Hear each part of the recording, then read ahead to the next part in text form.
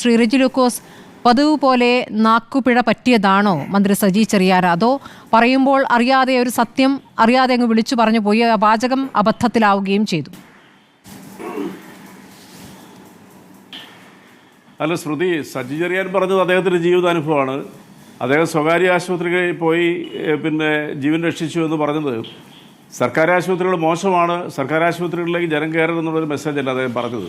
അദ്ദേഹം പറഞ്ഞതിൻ്റെ സത്യസന്ധമായ രീതിയിലുള്ള അദ്ദേഹത്തിൻ്റെ പ്രതികരണങ്ങൾ പിന്നീട് അദ്ദേഹം തുറന്നു പറഞ്ഞു. സജി ചെറിയാൻ എന്ന് പറഞ്ഞ മന്ത്രിയെ സംബന്ധിച്ചോളം ഈ ഏച്ചുകെട്ടുകളൊന്നും ഇല്ലാതെ കൊണ്ട് പത്രഭാഷയിൽ സംസാരിക്കാണ്ട് മനുഷ്യൻ്റെ ഭാഷയിൽ സംസാരിക്കുന്ന വ്യക്തി അദ്ദേഹം. അതുകൊണ്ട് അദ്ദേഹത്തിൻ്റെ ഒരു അപകടകരമായ ഡെങ്കിപ്പനി അദ്ദേഹത്തിന് ബാധിച്ചപ്പോൾ അദ്ദേഹത്തിന് അമൃത ഹോസ്പിറ്റലിലേക്ക് റെഫർ ചെയ്തു. അവിടെ പോയി 10-15 ദിവസം വീണ്ടും അദ്ദേഹം അബോധാവസ്ഥയിലായി അദ്ദേഹം രക്ഷപ്പെട്ടെന്നുള്ള സത്യം പറഞ്ഞു. ഇവിടെ ഇടതുപക്ഷ പ്രവർത്തകരോ സർക്കാരോ ഇടതുപക്ഷ മുന്നണിയോ ഇവിടുത്തെ സ്വകാര്യ ആശുപത്രിയെ ഒരിക്കലും അടങ്കലും കുറ്റപ്പെടുത്തിയിട്ടില്ല. അതൊക്കെ മാധ്യമങ്ങൾ നൽകുന്ന വേർഷൻസ് മാത്രമേ ഉള്ളൂ. നല്ല എത്രയോ സ്വകാര്യ ആശുപത്രികളുണ്ട്, പതിറ്റാണ്ടുകളുടെ വലിയ രീതിയിലുള്ള സേവനം. ഇപ്പോഴത്തെ പ്രതിഷേധങ്ങളെ, മാധ്യമങ്ങൾ ഉയർത്തുന്ന ചോദ്യങ്ങളെ ഇതെല്ലാം തന്നെ സ്വകാര്യ ആശുപത്രികളെ സഹായിക്കാനാണെന്ന വാദമാണ് പ്രധാനപ്പെട്ട CP നേതാക്കൾ പറയുന്നത്. അത് പറഞ്ഞുകൊണ്ടേയിരിക്കുകയാണ്. സ്വകാര്യ ആശുപത്രികൾക്ക് വേണ്ടി നടത്തുന്ന ഗൂഢാലോചന എന്ന വാചകം കൂടിയുണ്ട്. ഇന്നിപ്പോൾ സജി ചെറിയാൻ പറഞ്ഞ് അവസാനിപ്പിക്കുന്നതാണ് പൊതുജനാരോഗ്യ മേഖലയ്ക്കെതിരായ ഗൂഢാലോചന എന്ന്. എന്നിട്ട് അദ്ദേഹം പറയുന്നു അദ്ദേഹത്തിന് ജീവൻ രക്ഷപ്പെട്ടത് സ്വകാര്യ ആശുപത്രിയിൽ പോയതുകൊണ്ടാണെന്ന്. അത് ആ വാചകം കൃത്യമായി ഒന്ന് ആലോചിച്ച് നോക്കൂ. സർക്കാർ ആശുപത്രിയിലെ ചികിത്സയിൽ മരിക്കാറായ താൻ സ്വകാര്യ ആശുപത്രിയിൽ പോയപ്പോഴാണ് അദ്ദേഹത്തിന് ജീവൻ രക്ഷിക്കാനായതെന്നാണ് അദ്ദേഹം പറഞ്ഞത്. പിന്നീട് പറഞ്ഞതും പിന്നീട് അത് വിശദീകരിച്ചതുമൊക്കെ അവിടെ നിൽക്കട്ടെ. അത് പറഞ്ഞു പോയി എന്നൊരു യാഥാർത്ഥ്യം അവിടെ നിൽക്കുന്നുണ്ടല്ലോ. സ്വകാര്യ ആശുപത്രിയിലേക്ക് പോകാൻ പാടില്ല എന്നൊന്നും അല്ല നമ്മുടെ വിഷയം ശ്രീ റെജി ലൂക്കോസ്. ഇതൊരു യാഥാർത്ഥ്യമാണ്. ഇങ്ങനെ ഒരു സാഹചര്യമുണ്ട്. ഇപ്പോൾ അദ്ദേഹത്തിന് പോകാൻ പറ്റി, അമൃത ആശുപത്രിയിൽ 14 ദിവസം കിടക്കാൻ പറ്റി. ഇവിടുത്തെ സാധാരണക്കാരായ ആളുകൾക്ക് പറ്റുമോ എന്നൊരു ചോദ്യമുണ്ടല്ലോ. അല്ല, അതിനുള്ള മറുപടി വളരെ വ്യക്തമാണ്. കാരണം സ്വകാര്യ ആശുപത്രിയിൽ ഞാൻ തുടങ്ങി, അതാണ് ഞാൻ പറഞ്ഞു വരുന്നതിനിടയ്ക്ക് സ്മൃതി ഇടപെട്ടുകൊണ്ടാണ് അത് പൂർത്തീകരിക്കാൻ പറ്റാതെ. സ്വകാര്യ ആശുപത്രികളിൽ നല്ല ആശുപത്രികളുണ്ടെന്ന് ആതുരസേവന രംഗത്ത് ചരിത്രം തിരിച്ച നല്ല ആശുപത്രികൾ ഇല്ല എന്ന് ഞങ്ങളാരും പറയുന്നില്ല. പക്ഷേ സ്വകാര്യ ആശുപത്രികളിൽ കോടാനുകോടികൾ നിക്ഷേപം ചെയ്ത് ആളെ കിട്ടാത്തൊരു സാഹചര്യം കഴിഞ്ഞ 9 വർഷത്തിനുണ്ടായപ്പോൾ, അത് ഞാൻ ആദ്യം ഉദ്ദേശിച്ച ആശുപത്രികളല്ല, അവർക്ക് വേണ്ടിയിട്ടാണോ ഇവർ തെരുവിൽ നാടകം കളിക്കുന്നത്? കഴിഞ്ഞ 9 വർഷം കൊണ്ട് ലോകത്തിന് മാതൃകയായി വളർത്തിയെടുത്ത സംസ്ഥാന സർക്കാരിൻ്റെ ആതുരസേവന രംഗത്തെ തകർത്തുകൊണ്ട് മുച്ചൂട് നശിപ്പിച്ചുകൊണ്ട് സ്വകാര്യ ആശുപത്രിക്ക് വേണ്ടി വഴിവെട്ടുവാണെന്നുള്ള ചോദ്യത്തിന് വളരെ പ്രസക്തിയല്ലേ? എന്താ സ്മൃതി ആ കാര്യത്തിൽ സംശയം? നോക്കൂ റെജി ലൂക്കോസ്, ഇപ്പോൾ സംഭവിച്ചത് എന്താണ്? ഒരു പഴകിയ കെട്ടിടം, 68 വർഷം പഴക്കമുള്ള ഒരു കെട്ടിടത്തിന്റെ ഒരു ഭാഗം അടർന്നു വീണു, ഒരു മരണം സംഭവിച്ചു. അതിനെ തുടർന്ന് മന്ത്രി ആ സമയത്ത് നടത്തിയ പ്രതികരണങ്ങൾ, അതാണല്ലോ പ്രശ്നമായത്. 3 പേർക്കേ പരിക്കുള്ളൂ എന്ന് പറഞ്ഞതാണല്ലോ പ്രശ്നമായത്. അങ്ങനെയല്ല എന്ന് പിന്നീട് തിരുത്തി പറയേണ്ടി വന്നു. പിന്നീട് ഉണ്ടായതൊക്കെ നമ്മൾ കേരളം കണ്ടതാണ്. അതിനുശേഷം മെഡിക്കൽ കോളേജുകളുടെ, സർക്കാർ ആശുപത്രികളുടെ സ്ഥിതി പരിശോധിക്കുന്ന സ്ഥിതി വരുമ്പോൾ എല്ലായിടത്തും ഇങ്ങനെ തകർന്നു വീഴാറായ കെട്ടിടങ്ങളുണ്ട്. കോട്ടയം മെഡിക്കൽ കോളേജിലടക്കം, താങ്കളുടെ സ്ഥലമാണെന്നാണ് ഞാൻ വിശ്വസിക്കുന്നത്, താങ്കൾക്കും അറിയാമല്ലോ, അവിടുത്തെ മെൻസ് ഹോസ്റ്റലടക്കം ഇപ്പോൾ ഇടിഞ്ഞ് വീഴാറായ ഒരു അവസ്ഥയിലാണ്. അതുമാത്രമല്ല, വിവിധ ജില്ലകളിലേക്ക് നോക്കിയതൊക്കെ സമാനമായ സാഹചര്യമുണ്ട്.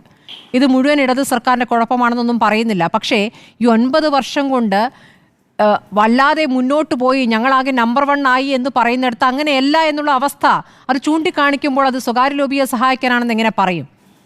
പരിഹരിക്കാം എന്നൊരു വാചകമുണ്ടെങ്കിൽ ഈ തെരുവിലെ സമരം കാണുമായിരുന്നോ?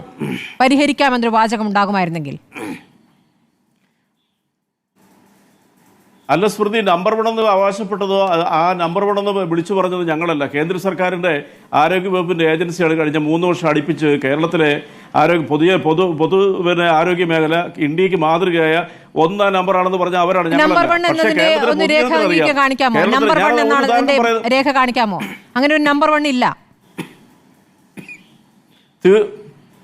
തീർച്ചയായിട്ടും അത് നിങ്ങൾ വക്രീകരിക്കുന്ന നമ്പർ 1 എന്ന് പറഞ്ഞിട്ടുണ്ടെങ്കിൽ 50 ലക്ഷം രോഗികൾക്ക് സൗജന്യമായി ചികിത്സ നൽകുന്ന ഇന്ത്യയിലെ ആദ്യത്തെയും ഏക സംസ്ഥാനവും കേരളമാണെന്നുള്ള രേഖ ഞാൻ അങ്ങോട്ട് അയച്ചുതരാം വാട്സാപ്പിൽ. ഇതാരെങ്കിലും നുണ പറയുന്നുണ്ട്? ഇത് കള്ളം പറഞ്ഞിട്ട് വിജയിക്കാൻ പറ്റും ഈ സാമൂഹ്യ മാധ്യമങ്ങളുടെ കാലത്ത്? പറയൂ നിങ്ങൾ, അല്ലെങ്കിൽ നിഷേധിക്കും. സാമൂഹ്യ മാധ്യമങ്ങളിൽ പറയുന്ന കാര്യങ്ങളല്ലോ ശ്രീ റെജി ലൂക്കോസ്. നോക്കൂ, നമ്മുടെ മുന്നിലെ യാഥാർത്ഥ്യം എന്താണ്? ഡോക്ടർ ഹാരിസ് പറഞ്ഞ ഒരു കാര്യം അല്ലേ, അദ്ദേഹം പറയുന്നു അവിടുത്തെ ഈ പറയുന്ന പാവപ്പെട്ട രോഗികൾ അവിടേക്ക് ചികിത്സയ്ക്ക് വരുമ്പോൾ അവരുടെ ശസ്ത്രക്രിയയ്ക്ക് ഉപകരണങ്ങൾ വാങ്ങാൻ പണം പിരിച്ച്, രോഗികളിൽ നിന്ന് തന്നെ പണം പിരിച്ച് പുറത്തുനിന്ന് വാങ്ങേണ്ട അവസ്ഥ ചൂണ്ടിക്കാണിച്ചല്ലോ. എന്നിട്ട് ഹൈദരാബാദിൽ നിന്ന് വരുത്തിച്ചല്ലോ. അതൊരു യാഥാർത്ഥ്യമായി അവിടെ നിൽക്കുകയാണല്ലോ. ഇത് ഇന്നും ഇന്നലെ തുടങ്ങിയതല്ല, കുറച്ച് കാലങ്ങളായുള്ള സംഭവമാണ് എന്ന് പലരായി സാക്ഷ്യപ്പെടുത്തുന്നുണ്ട്. എല്ലാ ഈ മെഡിക്കൽ കോളേജിലെ ഡോക്ടർമാർക്ക് ഇതൊന്നും തുറന്നു പറയാൻ പറ്റില്ല എന്നൊരു യാഥാർത്ഥ്യം അവിടെ നിൽക്കുന്നു.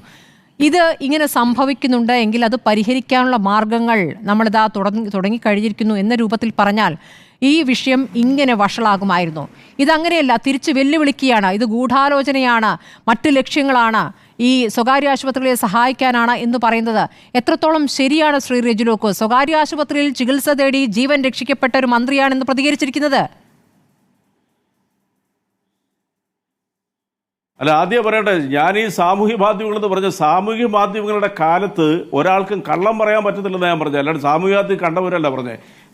നിങ്ങളുടെ മാധ്യമങ്ങൾ നിഷ്പക്ഷമായിട്ട് കേരളത്തിലെ ജനങ്ങളുടെ അടുത്തേക്ക്, സാധാരണക്കാരും പാവപ്പെട്ടമായ ജനങ്ങളുടെ അടുത്തേക്ക്, അതീവ ഗുരുതരാവസ്ഥയിലുള്ള രോഗികളുടെ ഒക്കെ അടുത്തേക്ക് നിങ്ങളിത് മൈക്ക് നീട്ടിക്കുക. അവർ പറയും ഞങ്ങളുടെ ജീവൻ രക്ഷിക്കുന്നു, ഞങ്ങളുടെ സമ്പാദ്യം നശിപ്പിക്കാതെ കൊണ്ട്, പോക്കറ്റ് നഷ്ടപ്പെടുത്താതെ കൊണ്ട്, ഞങ്ങൾക്ക് ഈ സംസ്ഥാന സർക്കാരിൻ്റെ ആതുരാലയങ്ങളാണ് ഞങ്ങളുടെ ജീവൻ രക്ഷിച്ച് സംരക്ഷിക്കണമെന്ന് പറയാത്ത ഏതെങ്കിലും വ്യക്തി ഉണ്ടെങ്കിൽ അത് അവർ വേറെ ആരുടെങ്കിലും ഏജന്റ് ആയിരിക്കും. ഒരു തർക്കമില്ല കരുതി. ഈ കോട്ടയം മെഡിക്കൽ കോളേജിൽ ഈ അപകടം ഉണ്ടായ 1 മണിക്കൂറിൽ അവിടെ എത്തിയതാണ്. എൻ്റെ വീട്ടിൽ നിന്ന് ഏതാണ്ട് 9 കിലോമീറ്റർ അകലേ ഉള്ളൂ. അവിടെ ചെന്നപ്പോൾ നിങ്ങളിപ്പോൾ പറയുന്നത് എന്താ, അവിടെ 3 പേരൊക്കെ പരിക്ക് പറ്റുള്ളൂ, വേറെ ആരും അവിടുത്തെ പെട്ടില്ല എന്നുള്ള പച്ചക്കള്ളമാണ്.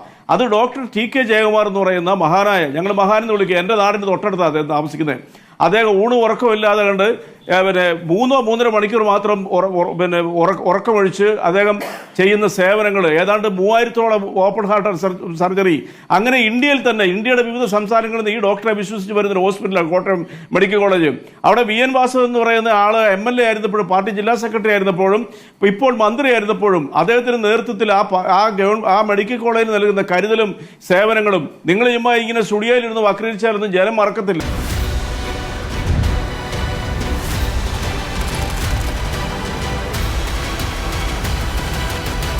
Debate with Smriti Parithikar.